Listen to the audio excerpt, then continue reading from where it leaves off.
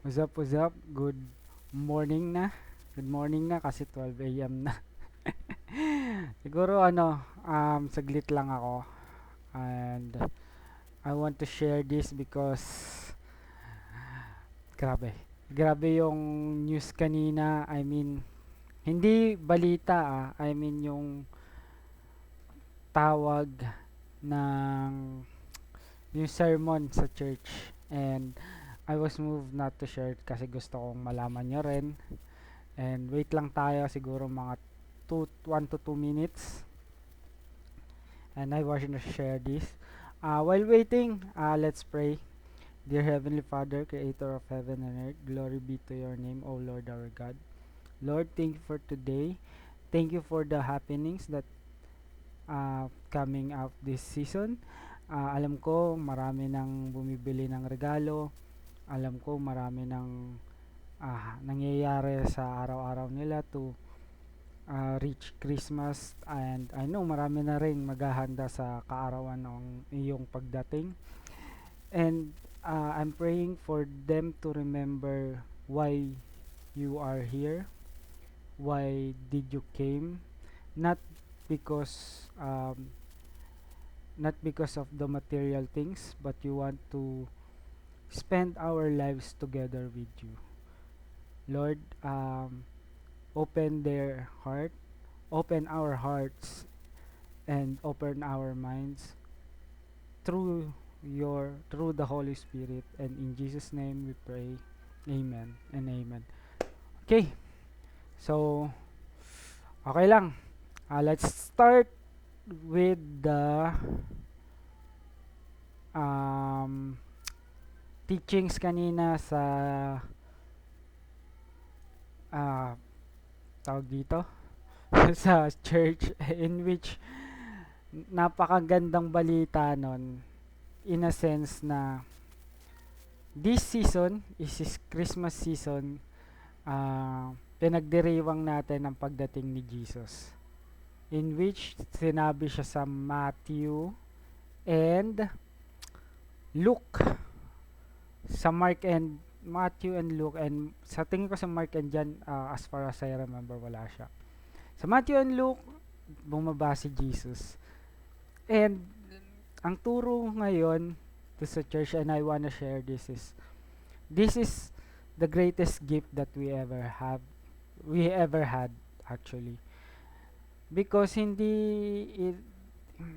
lang natatapos kasi sa kamatayan natin physically yung mga bagay na nangyayari dito sa earth, in which nung dumating si Jesus and he gave his life on the cross, we spend our lives in together with him and the Lord.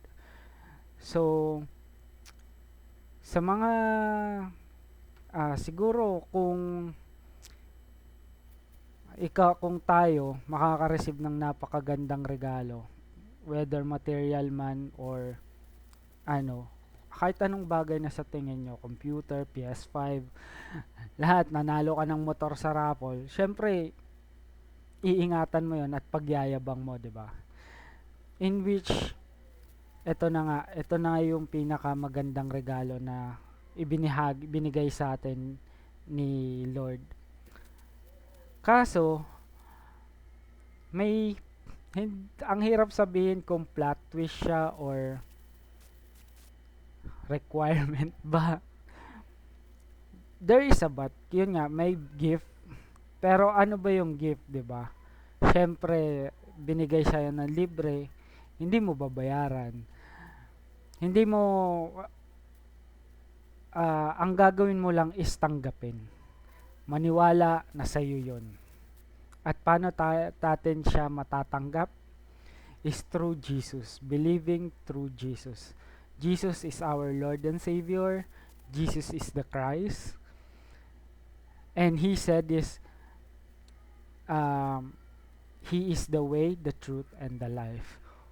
Also, believe na nagsakripisyo siya para sa ating kasalanan. Di mo ko muna i-elaborate yun kasi gusto mag-focus tayo dun sa gift na binigay niya which is nung namatay siya at muli siyang nabuhay after 3 days. Kaya i-share ko tong verse na to is John 19:30, in which ito lang yung parang may sinabi siya na sa gospel, sa apat na libro na Matthew, Mark, Luke, and John, ito lang yung meron neto. When Jesus had received the sour wine, ito yung sinabi niya, I'm thirst, binigyan siya ng wine na sobrang maasim. He said, it is finished. Ito yung word or phrase na meron lang sa John, wala sa ibang libro. And he bowed his head and gave out his spirit. So, ito yung gift, or ito yung gift ng salvation na reason this Christmas. Hindi siya, yes, season of giving, from flesh to flesh, worldly possession, but spiritually, ito yung pinakamagandang gift na binigay sa atin ni Lord. Kumbaga, birthday niya na, siya pa yung nagbigay ng regalo. From this moment na sinabi niya, it is finished. Ibig sabihin, tapos na yung kabayaran ng mga kasalanan natin. Ang gagawin na lang natin, tanggapin siya at paniwalaan. Yun. So, siguro, yun na yung quick explanation ko at yun na yung quick share ko tungkol sa gospel at siguro maglalaro na lang ako dito ng konti. Saglit lang ako magla-live dahil gusto ko lang to i-share sa inyo, and I hope we take Jesus more seriously. We know Jesus by name, but the question is, do we know Him really well, like personally? And how do we know that? How do we know Him personally? Read Matthew, Mark, Luke, and John. Kahit ulit-ulitin nyo lang yung Matthew, kahit ulit-ulitin nyo lang yung Mark, kahit ulit-ulitin nyo lang yung Luke or yung John, basahin nyo yung and I know once na nabasa nyo na yung apat na libro na yon, or kahit isa man doon, Jesus will show His face upon you. So, before I play, I will pray for you and for all of us. Dear Heavenly Father, Creator of heaven and earth, glory be to your name, O Lord our God. Lord, thank you for your word. Thank you that you came to this earth to save our souls from eternal condemnation. Hindi madali yun, and no one will do that if just for the sake of us, and you're from the like heaven and come down here on earth just to save us, and we are really grateful and we are really thankful for that. And I hope, or I'm praying that every one of us look at what you gave, or what's your greatest gift to us, and that is saving us from our sins. Lord, I know sa lahat ng magbabasa ng or magkikilalanin ka through the gospel from the Matthew, Mark, Luke, and John, I know you will show your face to them, and you will give them peace. Eternal peace, even though there are storms or challenges. I know your face will shine upon them and you will be gracious to them. And yeah, in Jesus' name, in your mighty name, I pray. Amen and amen. Thank you, Lord. And yeah, maglalaro na ako. Gusto ko lang yun i-share. Siguro saglit lang rin ako maglalaro. And 1 minute lang. Let's go. Siguro mga 3 1 minute, then 2 5 minutes. Dahil gusto ko lang talaga siya i-share, and I want you to internalize or whatever, meditate on the word. I really advise na basahin nyo yung gospel, Matthew, Mark, Luke, and John, or kahit isa lang man doon, dahil once na nasimulan nyo na and you experience Jesus and God, I mean, no one can stop it. I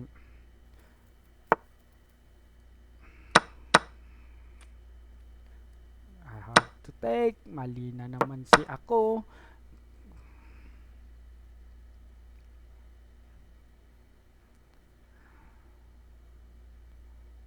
Parang doubt pala ito ah.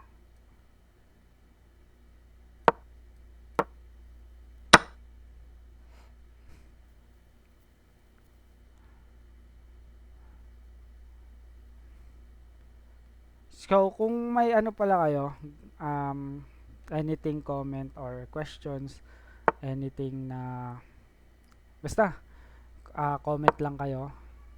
I will try my best to answer.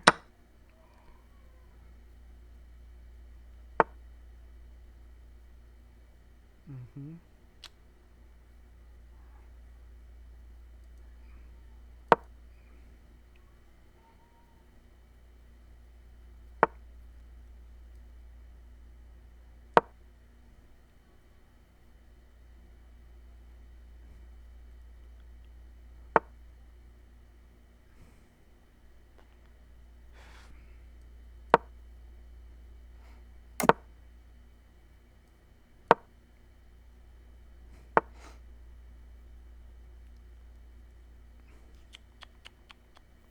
Teka lang, wait ka ba?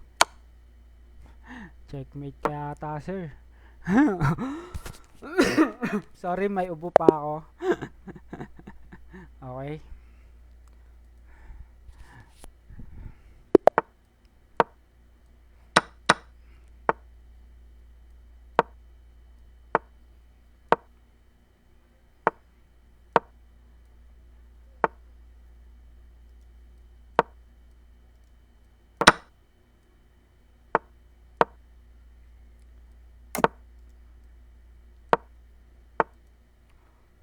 Hmm.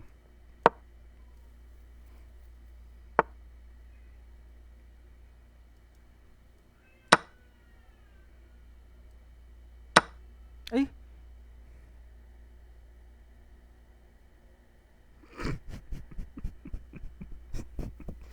sad life. Sad life. Alright, resign na tayo. Alam mo na mangyayari dyan, wala na akong queen. Kahit 1 minute lang yan, matahaba pa yan. Oh, let's go. Ito, isang blunder ko yun.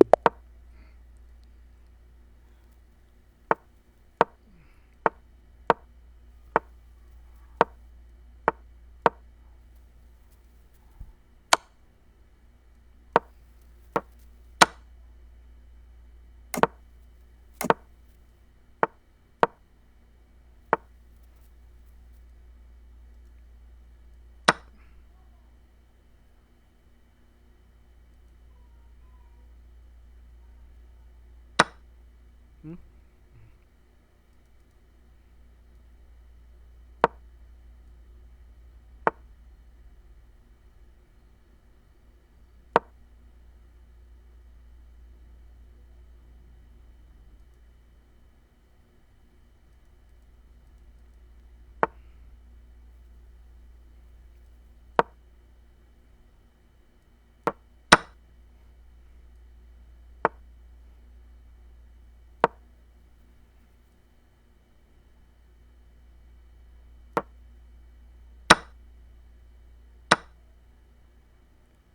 Ganun talaga kapag katalan, down ka ng pawn.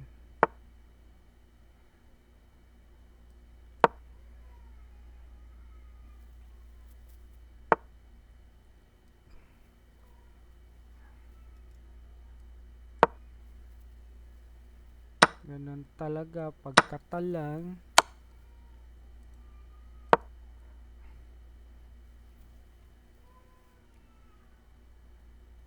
Down ka by a pawn.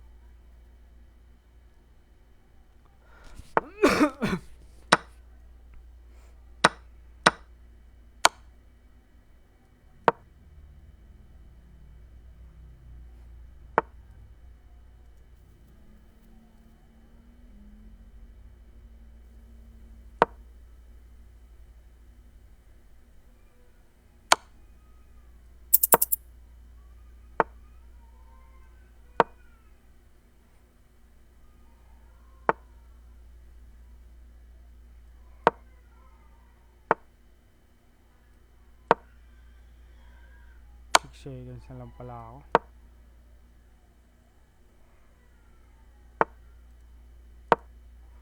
Kailangan mawala yung ating thread.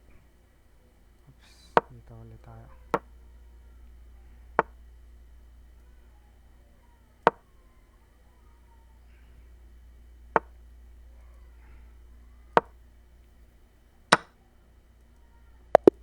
Sayang, may check ako dun. Sayang. Konti na lang eh. Rematch. Hindi, ayoko na. So, yun na lang siguro. End live na ako. Sabi sa inyo, saglit lang. Gusto ko lang yun i-share. And I don't want you to focus on my game. Gusto ko i-remember nyo na to read the gospel, Matthew, Mark, Luke, and John. And remember this verse. Ito yung greatest gift. When Jesus has received the sour wine, He said, "It is finished." That means, absolved na tayo. Wala na. Clean na yung sins natin. Ibig sabihin, we belong to God. We belong to God after that phrase. And he bowed his head and gave up his spirit. And after 3 days, he rose again. Jesus has lived. Thank you. Thank you sa mga nanood, nakinig. I want you to share this to other people. And bye-bye.